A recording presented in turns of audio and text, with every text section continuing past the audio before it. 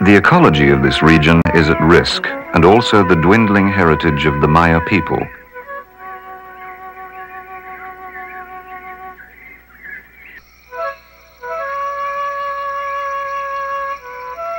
Which can be traced as far back as 200 AD.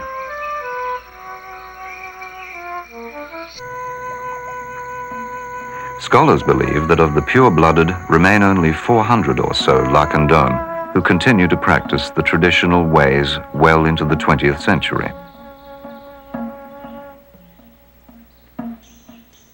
These few survivors preserve the folklore, cosmology, and morality, rites and practices of their Maya forebears. They alone know how to placate the ancient gods, and they know that when they are gone, the angry gods will destroy the land.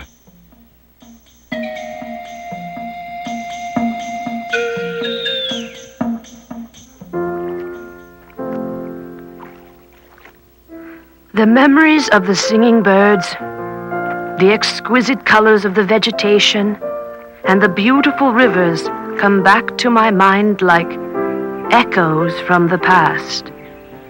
And the only thing that remains for me to say is that the time has come for us to wake up to what we are doing and take steps to stop this destruction. Let's think about the future, or else we are going to be the last species left on this planet.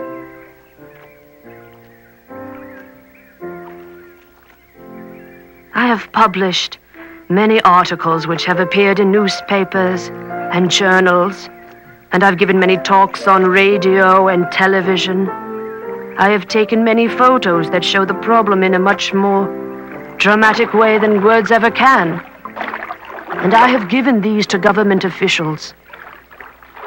But now, I must ask myself, what is the point in all this effort?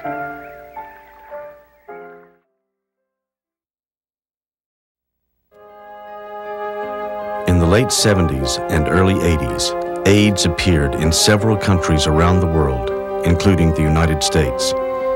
Its origin was unknown, and no one in government or in the medical profession had any idea of what was in store. This pandemic disease has altered the life expectancy of millions of people throughout the world. Living with AIDS is horrible. You never know how you're going to feel. At any time of any day, you may wake up in the morning and you may feel fine. You may wake up in the morning and have 105 degrees temperature and not be able to get out of bed.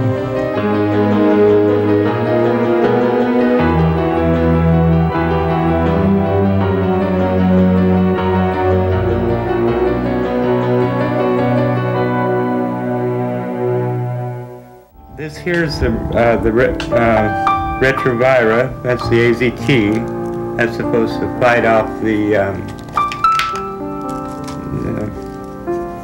AIDS virus. I've been full-blown AIDS, and I'm real proud of the fact that I'm still here.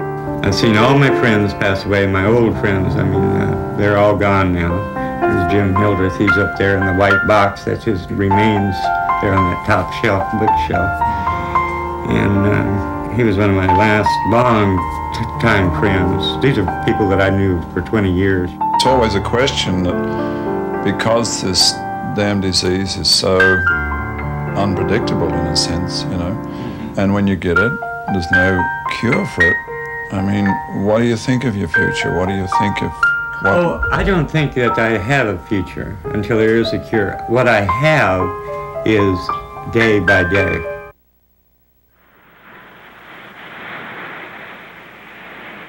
Elissa was a small bark of 430 tons out of Liverpool, one of the many traders that called at Galveston and other Gulf Coast ports.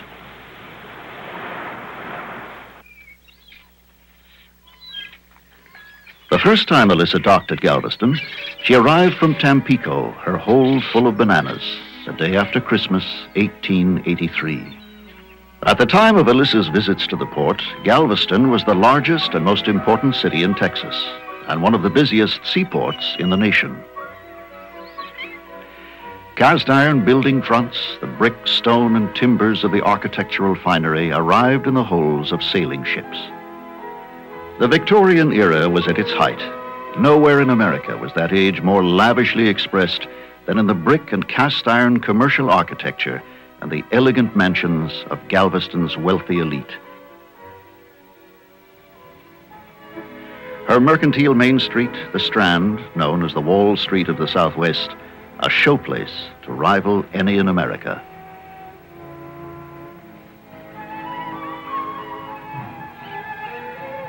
As Elissa left after her second visit in 1886, bound in ballast for Pensacola, she carried with her the heritage of centuries of seafaring under sail.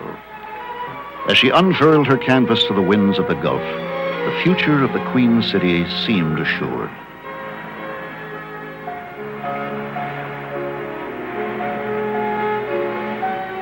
The ship had been built for Henry Fowler Watt of Liverpool, a name for his niece.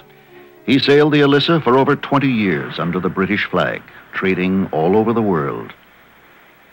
The quality of the Elissa is probably a tribute to his having spent the family cash on excessive frills, as it were. The Elissa, which was built in 1877, was really built at the time when he was the height of his interest, his powers, and his wealth, the downturn of his fortunes. The downturn of shipping hadn't started at that time. It was a good time for ships.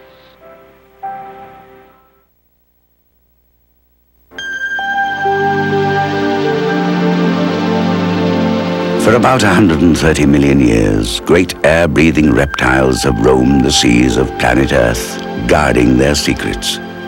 They navigate vast oceans, and how they do it is as much a mystery as the seas of another galaxy. Deeply rooted in a niche of time, the sea turtle family tree survived the Ice Age. They watched dinosaurs disappear and escaped whatever apocalypse ended the age of great reptiles. They endured into recorded history, invading the nesting beaches with armada-sized legions. Man took note, as well as profit, and now the time of giant sea turtles ebbs away. In only a few places are there turtles to supply clues to some of the mysteries. At Heron Island, on the Great Barrier Reef, a place whence turtles come and still return. The turtles find sanctuary within the giant coral reef complex, barricading 2,000 kilometers of Australia's Queensland coast. They cruise among winding channels between underwater coral mountains.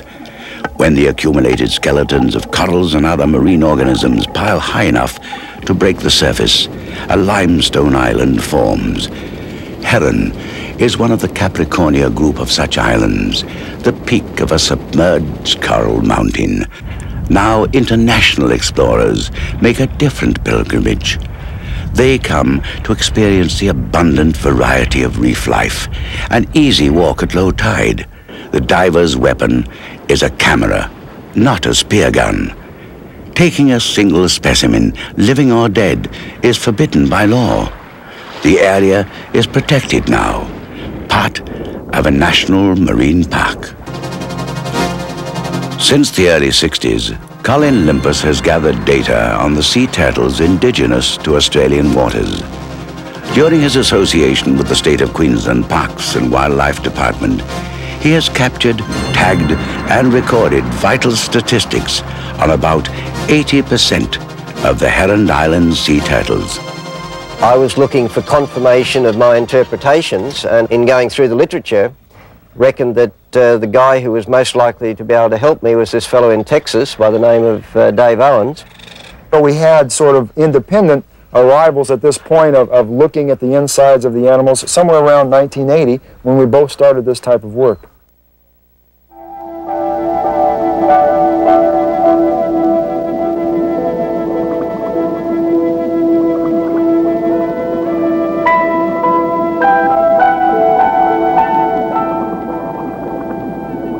For millions of years, the headwaters of the San Marcos River have existed.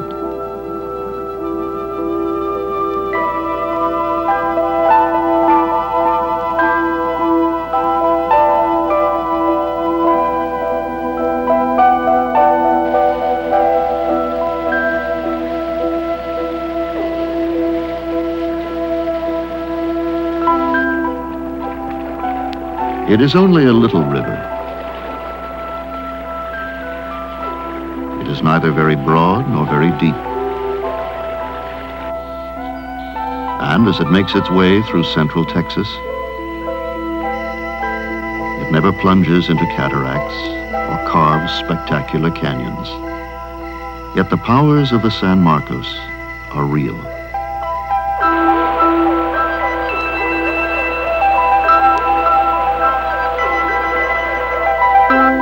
For thousands and thousands of years, people have been drawn to its banks, and the river itself is like a family heirloom that has been passed down from one culture to another.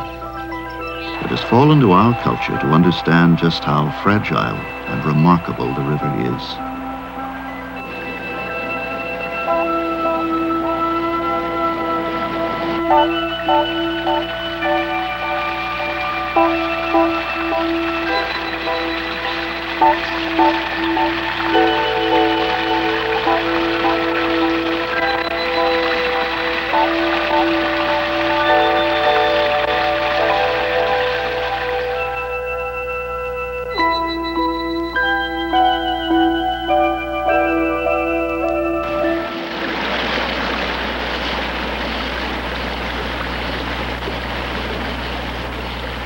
Longley is also an expert on the aquatic wildlife of the San Marcos River.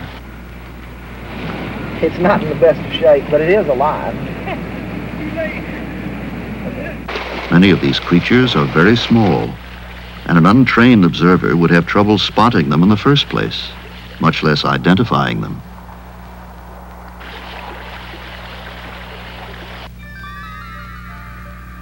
But the fountain darter, the San Marcos gambusia, and the San Marcos dwarf salamander are of true biological importance. Through that stuff, we'll take this out. The total world population of their species is right here in the San Marcos. Well, we don't know when the Karankawa first came to Galveston Island, perhaps 2,000 years ago. They certainly found it a much less hospitable place than the visitors to Galveston today. It was teeming with alligator and snakes, the Spanish name for the island. The original name was Snake Island. The mosquitoes were horrendous in those days. In fact, the reason they did live here, and they lived here in the winter time, we believe, was because of a certain kind of root that they lived off of, which was the only stable food source in this area. Most of what is known about the character of the obscure Karankawa comes to us from the remarkable journal of Alvar Nunez Cabeza de Vaca, shipwrecked on the island in November 1528. He and a handful of survivors made a desperate attempt to leave the island in the last of their crude barges. Then we embarked. 2 crossbows from shore, a wave swept over us. We all got wet, and being naked and the cold very great, the oars dropped out of our hands. The next wave overturned the barge. It was November, bitterly cold. At sunset, the Indians, thinking we had not left, came to bring us food.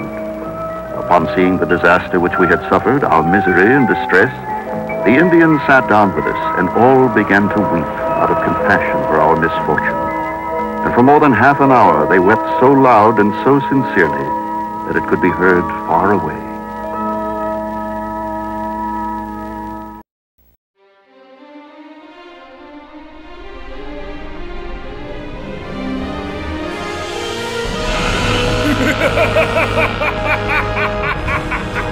Oh, this is priceless. I've made arrangements to seal off all the food depots, sire. Oh, no. Just this one. Let's see if they know where the others are. As you wish, sire. Since our young people seem to have so much time and energy on their hands, let's increase their school day another hour starting tomorrow.